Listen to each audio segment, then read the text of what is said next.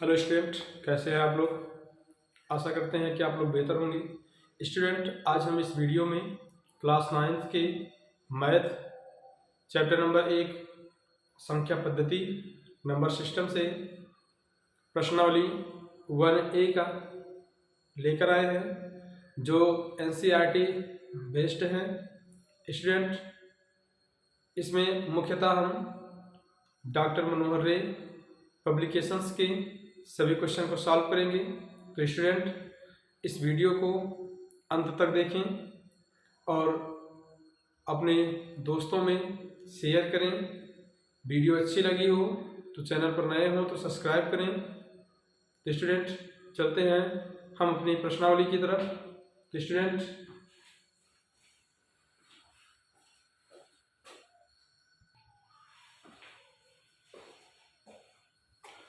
Student question number 1 हमारा है 20। तो क्वेश्चन नंबर 1 देखेंगे, 20 और 40 के बीच समस्त समधन पूर्णांक लिखिए। स्टूडेंट, इस क्वेश्चन में हमें 20 और 40 के बीच के सभी धन पूर्णांक को लिखना है। तो स्टूडेंट, धन पूर्णांक का मतलब होता है, पूर्णांक हमारे दो प्रकार के होते हैं, एक ऋण पूर्णांक और दूसरा धन पूर्णांक। स्टूडेंट, धन पूर्णांक में जो संख्याएं सम्मिलित की जाती हैं वो सभी संख्याएं धन के रूप में लिखी जाती हैं, और ऋण पूर्णांक में जिन संख्याओं को सम्मिलित करते हैं उन्हें ऋण के रूप में लिखते हैं। तो स्टूडेंट, इसमें एग्जाम्पल के रूप में जैसे हम लिख सकते हैं -1, -2, -3, ये सभी ऋण पूर्णांक संख्याएं हैं। जबकि धन में हम लिख सकते हैं 1, 2, 3 आदि, ये सभी क्या हैं, धन पूर्णांक संख्याएं हैं। तो स्टूडेंट, इसी प्रकार से हमें हमारे क्वेश्चन नंबर 1 में देखना है कि 20 और 40 के बीच समस्त समधन पूर्णांक संख्याएं। तो स्टूडेंट, चलते हैं हम कि इसका आंसर क्या बनाएंगे। तो आंसर इसका हो जाएगा 20 और 40 के बीच, 20 व 40 के बीच की सम धन पूर्णांक संख्याएं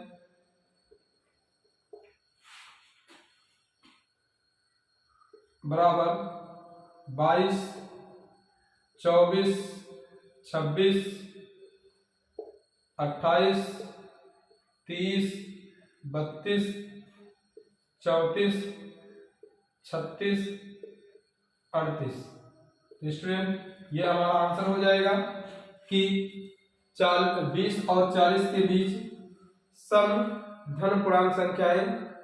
इसके बाद हम चलते हैं अपने क्वेश्चन नंबर 2 की तरफ। क्वेश्चन नंबर 2 हमारा कह रहा है 1 से 10 तक की अभाज्य संख्याएं, अभाज्य संख्या, अभाज्य धन पूर्णांक, अभाज्य संख्या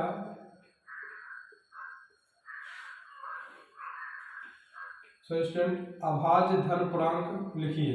अभाज्य धन पूर्णांक लिखिए। स्टूडेंट, क्वेश्चन नंबर 2 है 1 से 10 तक की अभाज्य धन पूर्णांक संख्याएं लिखिए। तो स्टूडेंट, इसमें सबसे पहले हम समझ लेते हैं अभाज्य संख्याएं क्या होती हैं। स्टूडेंट, जो 1 के अतिरिक्त किसी अन्य संख्याओं से डिवाइड नहीं होता है, नहीं कटता है, उन संख्याओं को हम अभाज्य संख्याएं कहते हैं। जैसे 2 हो गया, 3 हो गया, 5 हो गया, इनका केवल गुणनखंड 1 होता है, इसके अतिरिक्त ये किसी और संख्याओं से नहीं करते हैं, तो इस प्रकार की सभी संख्याओं को हम अभाज्य संख्या कहते हैं। तो स्टूडेंट अब इस क्वेश्चन का आंसर हो जाएगा 1 से 10 तक की, तो 1 से 10 तक की अभाज्य संख्याएं धन पूर्णांक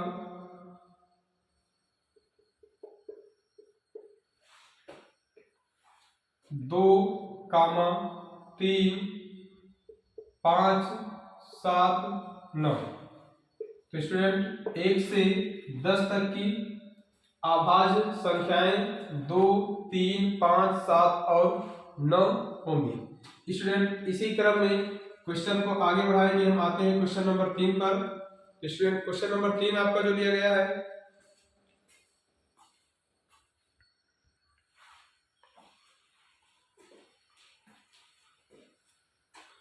क्वेश्चन नंबर 3 हमारा है 2a + 1, 2a + 1 की का कर्मानुयायी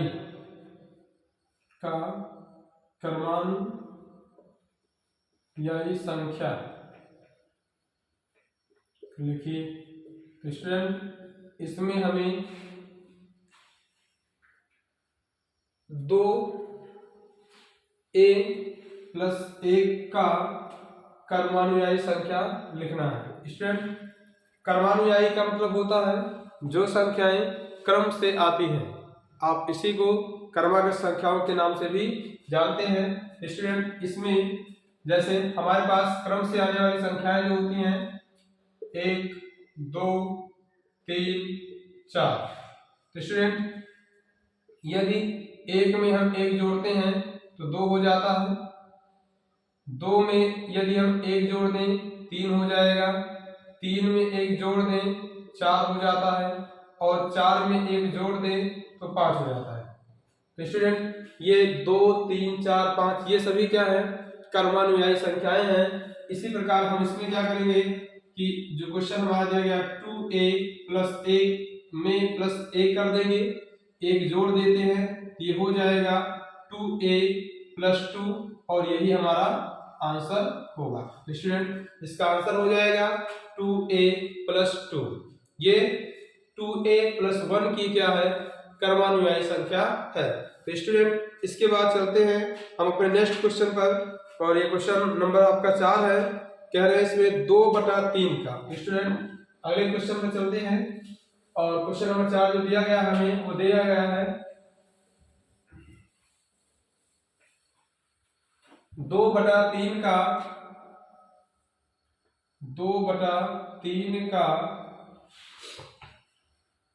योगात्मक प्रतिलोम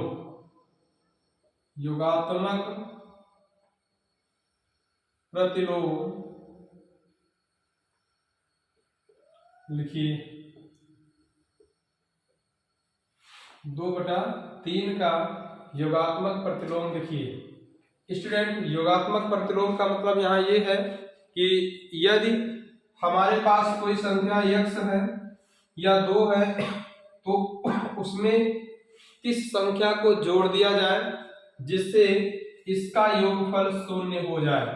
तो स्टूडेंट यदि हम 2 में -2 का योग करा दें तो होता क्या है, प्लस माइनस हो जाएगा।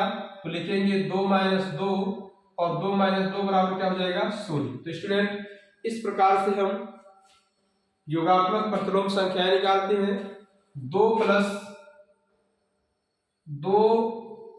प्लस और मैंने योग किसका कराया, 2 माइनस का। स्टूडेंट यदि हम 2 में 2 माइनस का योग करा दें तो इसका योगफल 0 हो जाएगा, और जिसका योग कराने पर संख्याओं का योगफल 0 होता है वो हमारी योगात्मक प्रतिलोम संख्याएं हो जाती हैं। तो स्टूडेंट इसमें योगात्मक प्रतिलोम संख्याएं जो है हमारी वो कही जाएंगी -2 को। ठीक, इसी प्रकार हमें क्या करना है, 2/3 का योगात्मक प्रतिलोम निकालना है। तो स्टूडेंट 2/3 का योगात्मक प्रतिलोम निकालने के लिए हमें ऐसी संख्या चाहिए जिसका योग कराए तो योगफल शून्य हो जाए। तो स्टूडेंट इसमें 2 बटा माइनस में 2 बटा 3 का योग कराएंगे तो प्लस माइनस हमारा हो जाएगा माइनस, और हम लिखेंगे 2 बटा 3। स्टूडेंट 2 बटा 3 प्लस में है और 2 बटा 3 माइनस में है, प्लस माइनस से माइनस होगा और इसका योगफल हो जाएगा शून्य। अतः हम लिख सकते हैं कि अतः 2 बटा 3 का योगात्मक प्रतिलोम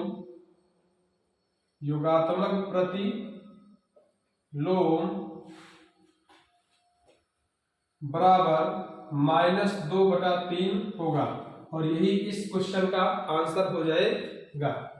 अब इसी प्रकार से हम चलते हैं अपने अगले क्वेश्चन पर, जो कि है क्वेश्चन नंबर 5। तो स्टूडेंट क्वेश्चन नंबर 5 पर चलते हैं। इसमें दिया जा रहा है कि यदि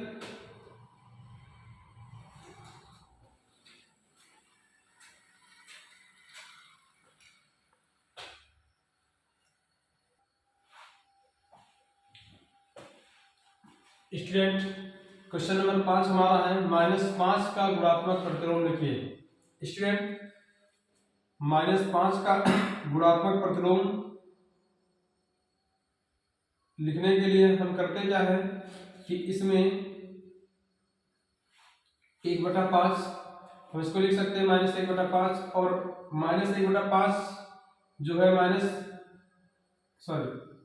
स्टूडेंट -5 को हम लिख सकते हैं -5/1, और जब इसका हम क्या निकालते हैं, गुणात्मक प्रतिलोम निकालते हैं, इस संख्या को पलट देते हैं और ये हो जाएगा हमारा 1/-1/5, और यही -5 की क्या हो जाएगी, गुणात्मक प्रतिलोम हो जाएगी। स्टूडेंट इसी प्रकार से हम चलते हैं क्वेश्चन नंबर 6 पर। क्वेश्चन नंबर 6 हमारा है क्वेश्चन नंबर 6 है P + Q और P - Q, P + Q और P - Q के योगात्मक प्रतिलोम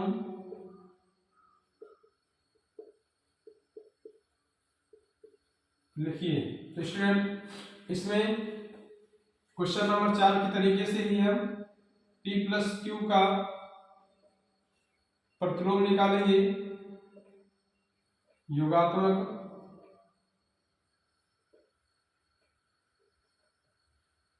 प्रतिलोम के लिए हम इसमें करते क्या है कि हमें P + Q में ऐसी संख्या का योग कराना है, ऐसी संख्या को जोड़ना है जिससे P + Q का मान शून्य हो जाए। तो स्टूडेंट यदि इसमें हम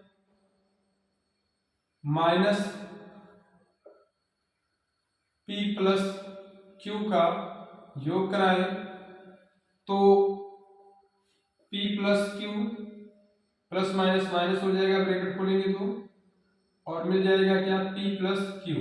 स्टूडेंट ये P + Q प्लस में है और ये P + Q क्या हो जाएगा, माइनस में। अगर एक स्टेप और चलते हैं तो ये हो जाएगा P + Q, ब्रैकेट खोलते हैं, छोटा ब्रैकेट हटाएंगे तो अगर ब्रैकेट के बाहर माइनस का चिन्ह है तो अंदर का चिन्ह बदल जाता है, -P - Q। स्टूडेंट एक प्लस में है एक माइनस में है, कट जाएगा और एक योग इसका क्या होगा, शून्य हो जाएगा। तो स्टूडेंट जिन संख्याओं का योग कराने पर मूल संख्या का योगफल शून्य होता है वो हमारी योगात्मक प्रतिलोम संख्याएं होती हैं। अतः P + Q का योगात्मक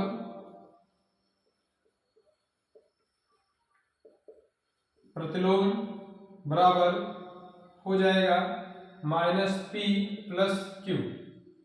ठीक इसी प्रकार से हम दूसरे का जो दिया गया है P - Q का योगात्मक प्रतिलोम निकालें। तो स्टूडेंट इस संख्या में हमें ऐसी संख्या का क्या करना है, योग करना है, जिससे इसका योगफल क्या हो जाए, माइनस हो जाए। तो स्टूडेंट इसमें P - Q में हम योग करेंगे P + Q का।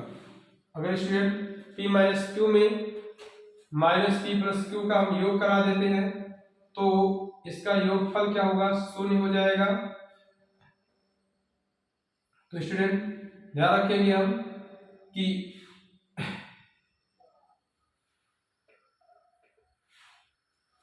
तो इसमें स्टूडेंट करेंगे हम लोग कि P माइनस क्यू में माइनस P माइनस क्यू का योग कराना है। और अब चलते हैं P ब्रैकेट खोलेंगे P minus Q plus minus minus P minus Q, छोटा ब्रैकेट खोलेंगे P माइनस क्यू, तो अंदर का चिन्ह माइनस हो जाएगा P और बाहर अंदर में माइनस है तो माइनस माइनस क्या हो जाएगा, प्लस हो जाएगा। तो ऐसे हम लिख देंगे क्यू। स्टूडेंट P प्लस में है और ये माइनस में कैंसिल हो जाएगा। इसी प्रकार से ये माइनस में है क्यू और ये प्लस में ये कैंसिल हो जाएगा, फिर इसका योग शून्य होगा। अतः हम कह सकते हैं कि P माइनस क्यू का योगात्मक प्रतिलोम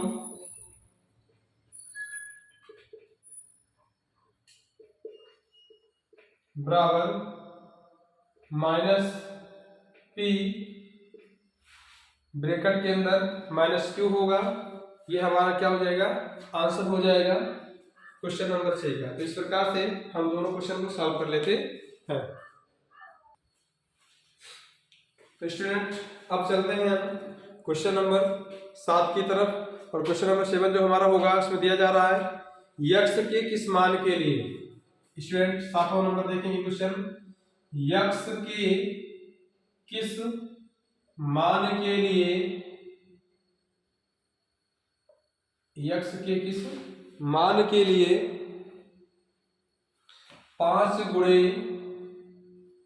ब्रैकेट के अंदर 3 गुणे 2 बराबर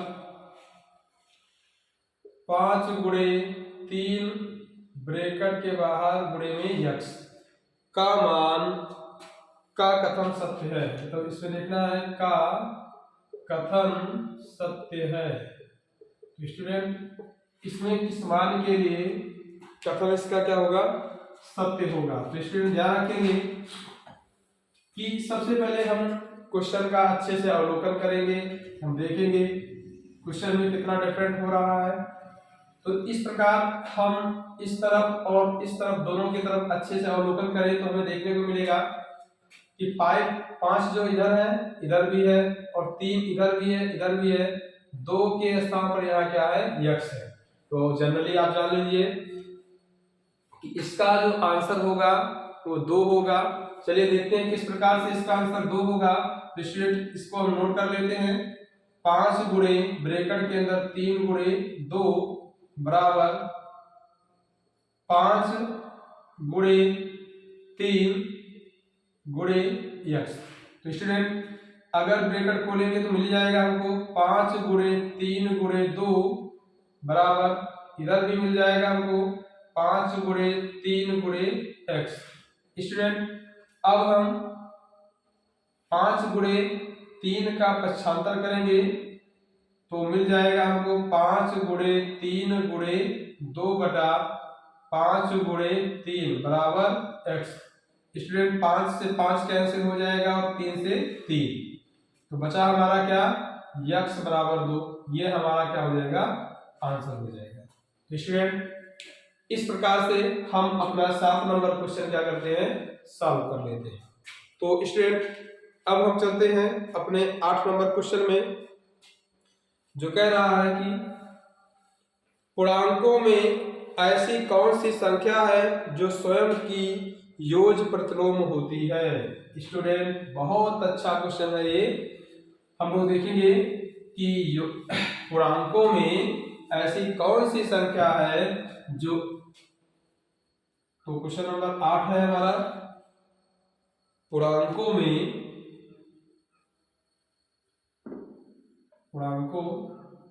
में ऐसी कौन सी संख्या है, ऐसी कौन सी संख्या है जो स्वयं की स्वयं की योगात्मक प्रतिलोम होती है, योगात्मक प्रतिलोम होती है। तो स्टूडेंट क्वेश्चन देखेंगे, कह रहा है कि पूर्णांकों में ऐसी कौन सी संख्या है जो स्वयं की योगात्मक प्रतिलोम होती है। स्टूडेंट इसमें समझेंगे हम कि शून्य ऐसी संख्या है, इसका आंसर भी शून्य होगा, और शून्य ऐसी संख्या होती है जो स्वयं की योगात्मक प्रतिलोम होती है। स्टूडेंट इसका आंसर ऐसे बेसिकली आप समझ लीजिए कि पूर्णांकों में ऐसी कौन सी संख्या है जो स्वयं की योगात्मक प्रतिलोम होती है। इसका आंसर हो जाएगा 0। शून्य ऐसी संख्या है जो स्वयं की क्या है, योगात्मक प्रतिलोम होती है। स्टूडेंट आगे चलते हैं क्वेश्चन नंबर 9 पर, और क्वेश्चन नंबर 9 हमारा दिया गया है कि यदि a, क्वेश्चन नंबर 9 है, यदि a एक पूर्णांक है, यदि a एक समधन पूर्णांक है, क्या है, समधन पूर्णांक है, समधन पूर्णांक है, तो बताइए कि संख्या, तो बताइए कि संख्या कौन सा स्टूडेंट, तो बताइए कि संख्या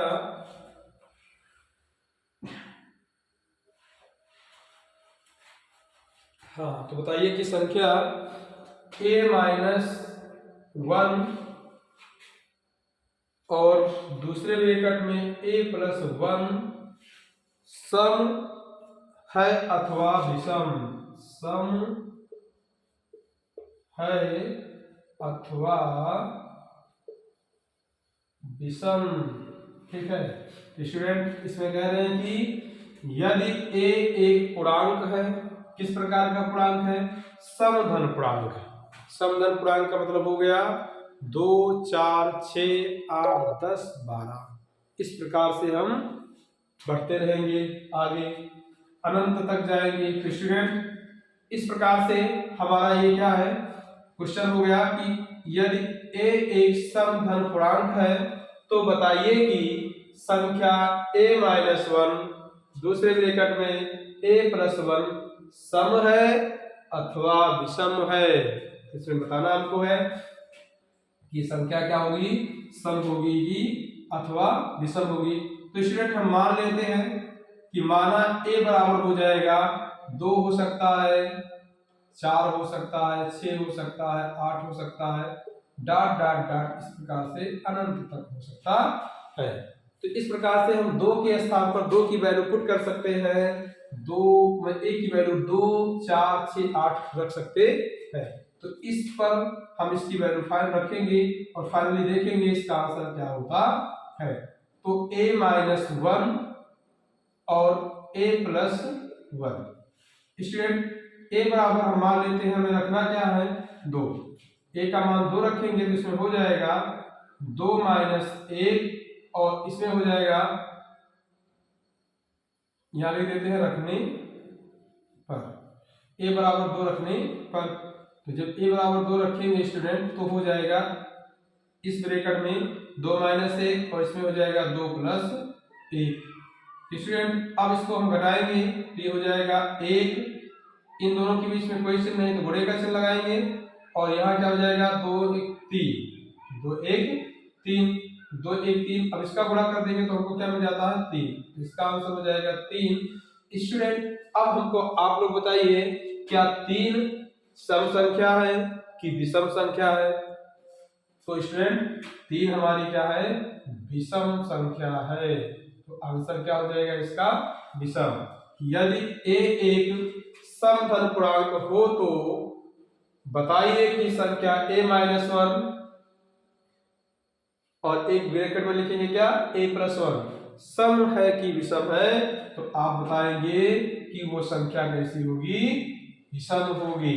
इस प्रकार से हम अपना 9 नंबर क्वेश्चन भी क्या कर लिए हैं, सॉल्व कर लिए हैं। तो स्टूडेंट बढ़ते हैं अगले क्वेश्चन की तरफ, और वो क्वेश्चन नंबर है हमारा 10।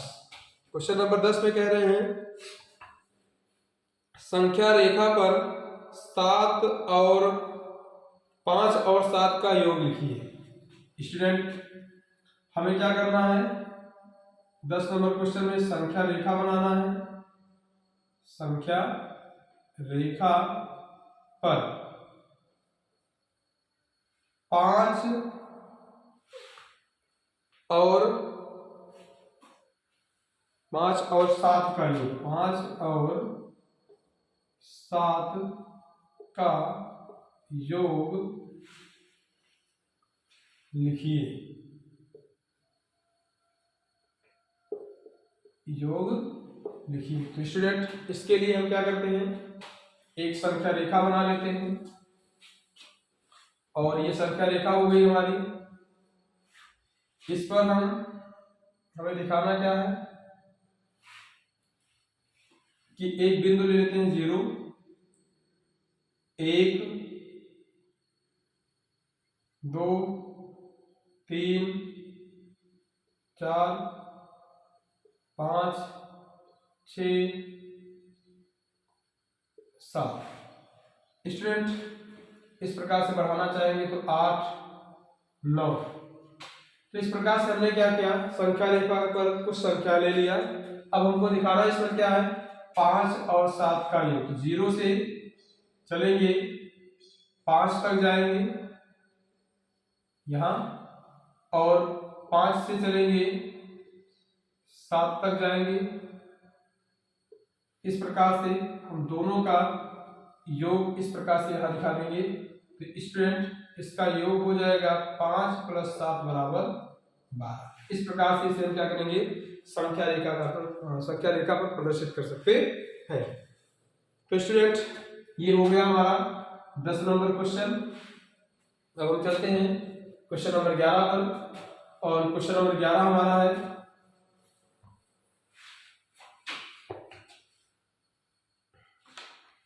क्वेश्चन नंबर 11 हमारा दिया जा रहा है कि निम्नलिखित कथनों में से कौन सा कथन सत्य है अथवा कौन से असत्य। तो स्टूडेंट क्वेश्चन नंबर 11 है, निम्नलिखित में से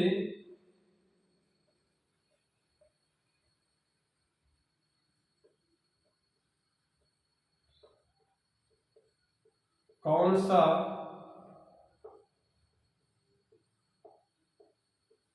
कथन सत्य है और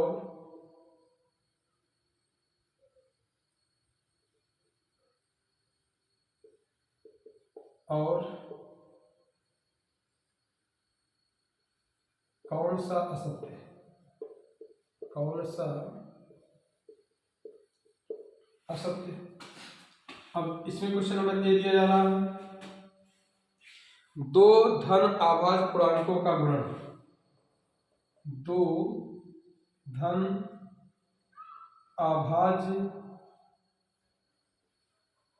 पूर्णांकों का गुणन सदैव अभाज्य होता है। सदैव अभाज्य होता है। तो स्टूडेंट ये कह रहा है क्वेश्चन हमारा, 2 अभाज्य पूर्णांकों का गुणन, 2 धन अभाज्य पूर्णांकों का गुणन सदैव अभाज्य होता है। तो स्टूडेंट इसमें हम लोग देखेंगे कि अब 2 अभाज्य गुणनखंड, 2 अभाज्य धन पूर्णांक ले लेते हैं, 2 और गुणे 3, और इसका जब गुणा कराएंगे तो गुणा कितना होगा, 6। स्टूडेंट 2 और 3 दोनों ही क्या है, अभाज्य गुणन, अभाज्य पूर्णांक है, धन पूर्णांक है, और इनका गुणा कितना होता है, 6 हो रहा है, जो कि ये क्या है, भाज्य संख्या है, अर्थात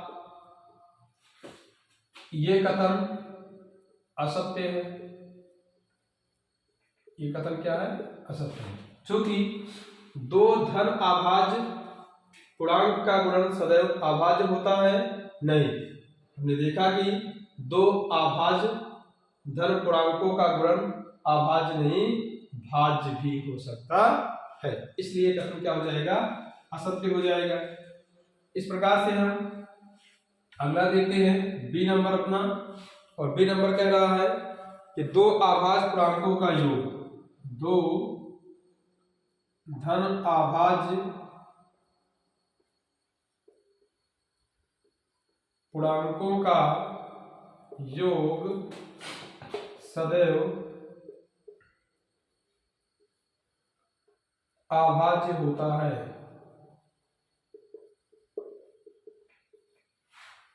तो स्टूडेंट, दो धन अभाज्य पूर्णांकों का योग सदैव अभाज्य होता है।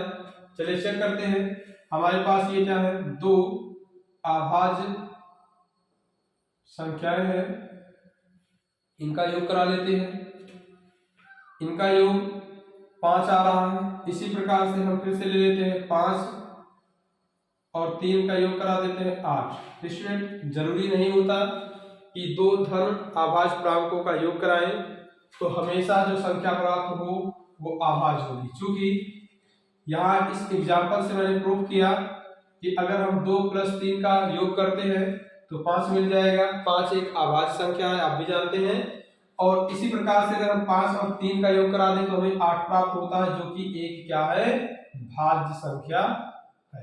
स्टूडेंट, इस प्रकार से ये कथन हमारा क्या हो जाएगा? असत्य हो जाएगा। ठीक, अब चलते हैं क्वेश्चन नंबर इसका A11 का से। इसमें कह रहे हैं कि यदि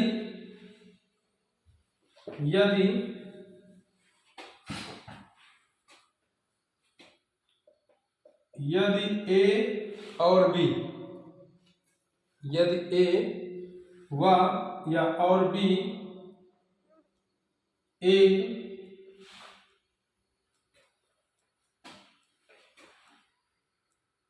कोई ऋण पूर्णांक है, कोई ऋण पूर्णांक है, मतलब इसका ये हुआ कि A और B क्या है? कोई ऋण पूर्णांक है, तब A + B भी सदैव ऋण पूर्णांक होगा। तब A + B भी सदैव ऋण पूर्णांक होगा। स्टूडेंट, ये क्वेश्चन कह रहा है कि A और B कोई ऋण पूर्णांक है, तो इन दोनों का योग भी क्या होगा? ऋण पूर्णांक ही होगा। तो स्टूडेंट चलते हैं, हमने मान लिया A बराबर -2 और B बराबर -3। स्टूडेंट, अब इसको जोड़ते हैं तो मिलेगा हमको क्या? इसका योग कराएं A + B और इस पर मान रखेंगे, इसका A का मान हो जाएगा -2 प्लस B का मान हो जाएगा -3। स्टूडेंट, प्लस माइनस क्या हो जाएगा? माइनस, तो -2 -3 माइनस प्लस होता है, इन दोनों संख्याओं का योग हो जाएगा तो ये मिल जाएगा क्या? -5। स्टूडेंट, दोनों संख्याओं का योग कराने पर हमें आंसर प्राप्त हुआ -5, जो कि एक क्या है? ऋण पूर्णांक है। अतः ये आपका क्वेश्चन क्या है? सत्य है। ये कथन आपका क्या है? सत्य है।